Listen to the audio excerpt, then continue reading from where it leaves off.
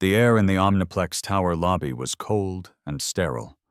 Polished marble, stainless steel, and silence broken only by the clicking of heels and the hum of security machines. But what unfolded in that seemingly routine setting was anything but normal. Martha Miller, a 65-year-old retired librarian with early-onset Alzheimer's, stood hesitantly near the security checkpoint, confused and gripping her handbag tightly. She wasn't dangerous, only disoriented. Her husband, Master Sergeant David Miller, retired after decades of military service, stood beside her, gently coaxing her through the moment. He had navigated combat zones, led platoons under fire, and faced chaos without blinking. But in that moment, he was just a husband trying to shield the woman he loved from a world too loud and too fast for her. Officer Kevin Ramirez, a young and overzealous security guard eager to assert his authority, misunderstood the situation entirely. Mistaking Martha's hesitation as defiance and her confusion as threat, he escalated the situation without pause. Despite David's calm explanation, "She has Alzheimer's. She just needs a moment." Ramirez barked orders, reached for his taser, and ignored all signs of her vulnerability. When David moved to help his wife, Ramirez shoved him aside. And then, without further warning, he pulled the trigger. The crackle of electricity echoed through the lobby as Martha collapsed in a heap, her purse flying open, spilling glasses, tissues, and a half-eaten candy bar across the granite floor. The scene froze time. Onlookers gasped. A woman had just been tased, not for violence or resistance, but for confusion born of illness. As David knelt beside her, his hands trembling, the reality sank in. His wife wasn't a threat, but she had been treated like a criminal. The man who had defended his country now had to defend his family in a world where authority came with no wisdom, and force was used without thought. What happened next would shake the very foundation of that building. David Miller had faced many moments of terror in his years of service. IEDs in Iraq, ambushes in Afghanistan, the long nights wondering if his unit would make it to morning. But none of it compared to the gut-wrenching helplessness he felt as he cradled his wife's head on the cold marble floor of the Omniplex Tower. Martha, once a lively librarian with a gentle laugh, now lay unconscious, her body still trembling from the taser's cruel voltage. Blood from a small wound on her temple pooled beneath her silver hair, and her breathing was shallow. Too shallow. The lobby, once buzzing with the corporate bustle of downtown business, had turned into a place of horror. Phones recorded from a distance. People whispered in shock. But no one moved. No one dared interfere with the scene unfolding between a broken veteran and his brutalized wife. David's hands shook, not from fear, but fury. An icy, controlled fury that years of military discipline had honed. His voice, when it came, was low, calm, and cold enough to cut steel. "You tasered my wife," he said to Officer Ramirez, who now stood a few feet away, looking less sure of himself. An unarmed, confused woman with Alzheimer's. The young security guard opened his mouth but found no defense. His taser was now back in its holster, but the damage had already been done, broadcast live on dozens of smartphones. David knew Martha needed medical attention immediately. But this was no longer just about first aid. This was about justice, retribution, accountability. And David knew exactly who to call. With surprising steadiness, he reached into his pocket, pulled out his old military-issued flip phone, kept more out of habit than necessity, and scrolled to a contact he hadn't dialed in over a decade. General Alistair Carmichael, a former commander. A man with 4 stars on his shoulder, fire in his heart, and the kind of influence that could part seas and shut down skyscrapers. The call connected in 2 rings. "Carmichael," came the clipped, familiar voice. "Sir, it's Master Sergeant David Miller, retired. Omniplex Tower, downtown. My wife Martha, non-combatant, elderly, Alzheimer's patient, has just been tasered by private security. Unprovoked. She's unconscious. I need help, sir. Now." A beat of silence followed. Then, like a dam breaking, the general's voice roared through the line. "Tasered Martha at Omniplex. Is she breathing?" "Shallow, sir. They're calling a medic. She hit her head." "Damn them to hell," Carmichael spat, the fire already igniting. Then came the voice of a commander locking into action. "Listen to me carefully, Miller. Do not engage further with those idiots. Stay by Martha's side. I'm mobilizing now, ETA 6 minutes, and I'm bringing hell with me." The line cut. No goodbye. No hesitation. David knew what that meant. The machine had already been set in motion. While building staff scrambled to radio for paramedics, David focused entirely on Martha, stroking her hair, whispering gently into her ear, willing her to come back to him. "I'm here, sweetheart. You're safe now. I've got you." A young medic from the building finally arrived, flustered and undertrained, fumbling with a blood pressure cuff. David let him work, though his eyes never left Martha's face. He could feel the weight of all the years they'd shared pressing on his chest, her soft hands in his during hospital visits, her laughter echoing in their kitchen, the nights she couldn't sleep because the world made no sense anymore. And now she lay tased, humiliated, and hurt in front of strangers, because one man mistook authority for permission to harm. The minutes crawled by like hours. But then, just as Carmichael promised, 6 minutes after the call, the building's massive glass doors burst open with a crash that echoed through the marble.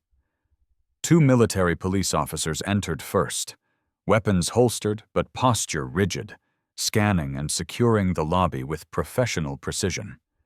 And behind them, in full dress uniform, stepped General Alistair Carmichael, a towering presence, chest full of ribbons, eyes like winter steel.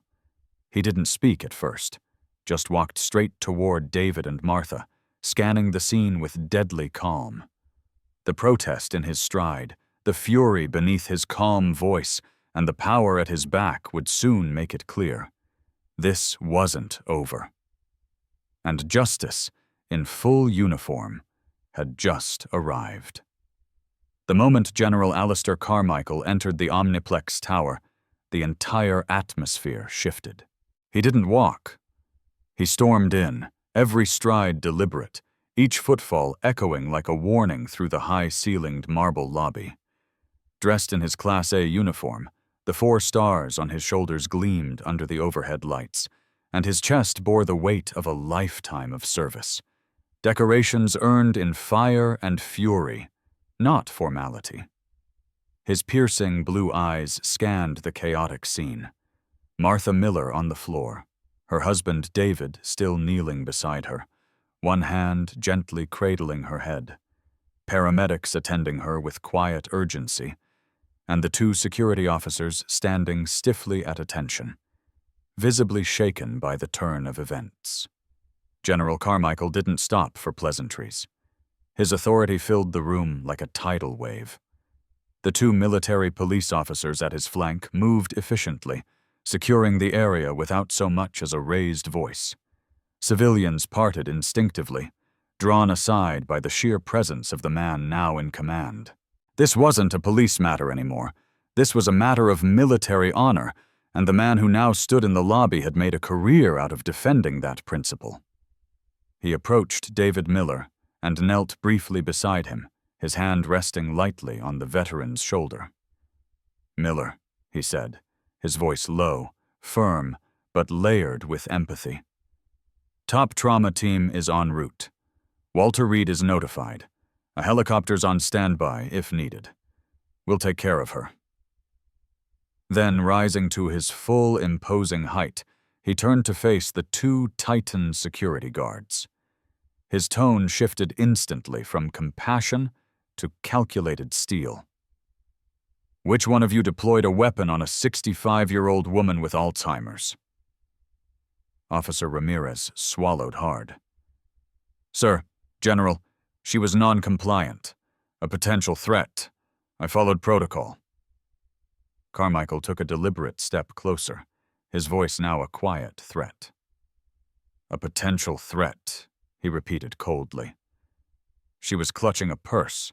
That woman is the wife of Master Sergeant David Miller, a man who bled for this country while you were likely failing high school gym class.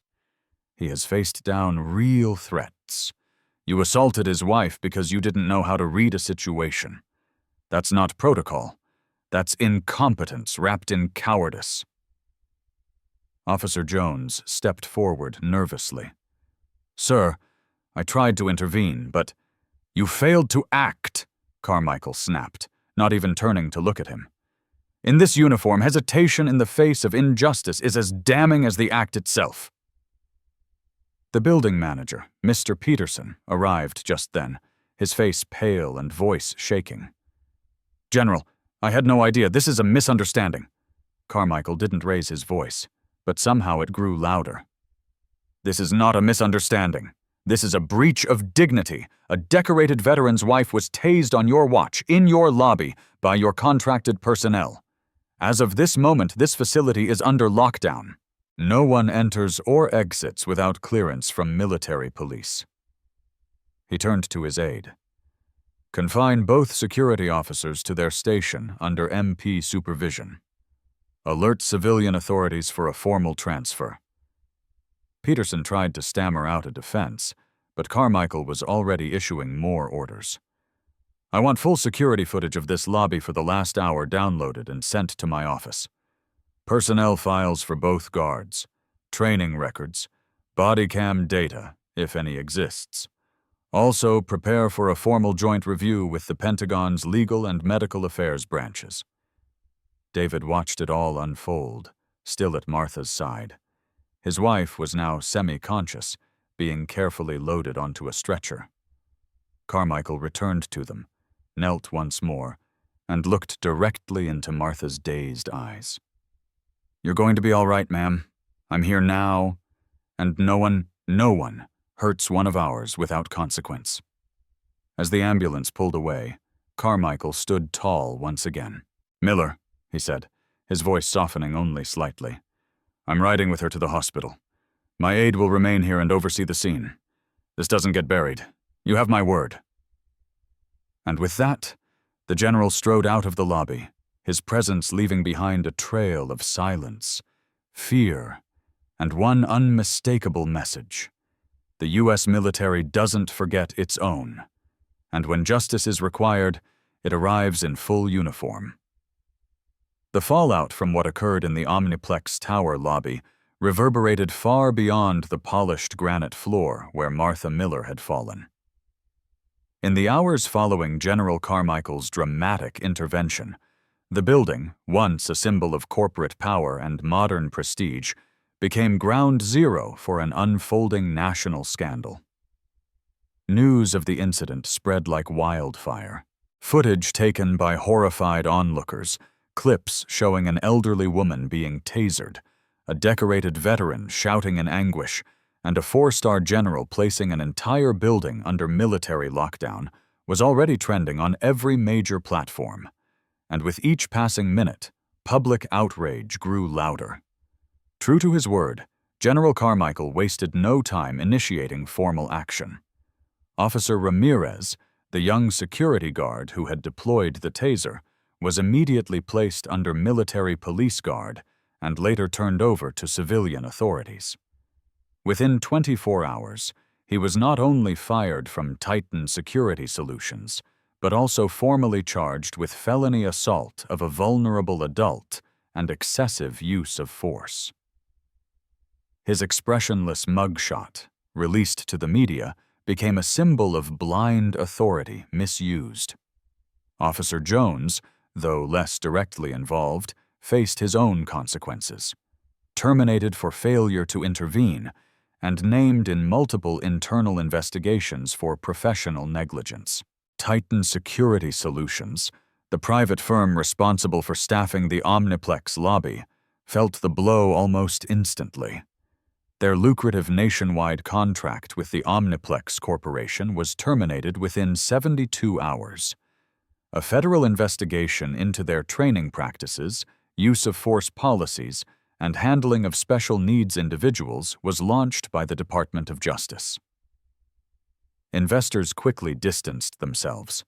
The firm's public image, once marketed as elite and dependable, crumbled under the weight of undeniable video evidence and the fury of a protective military community. But the most profound change came from within the walls of Omniplex itself.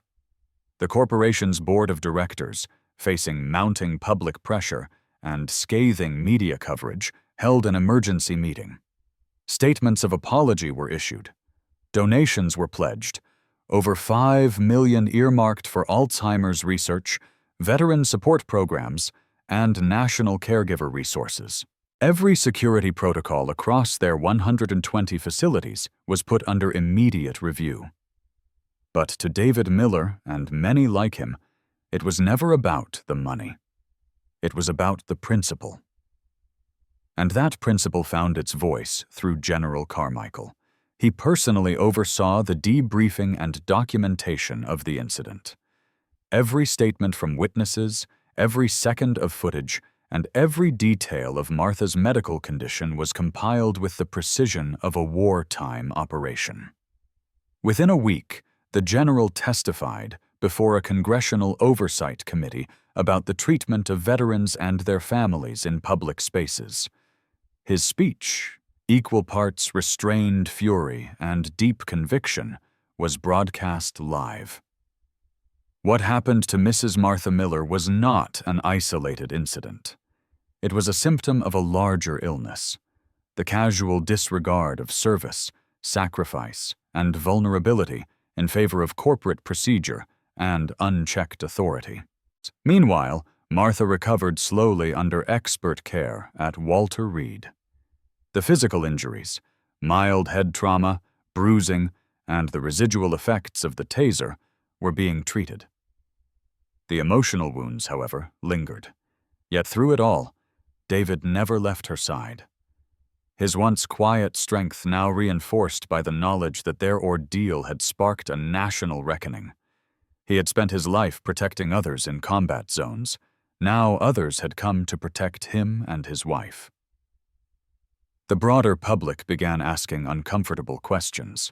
How could a security guard with less than 6 months of experience be given the authority to use a weapon on a confused elderly woman?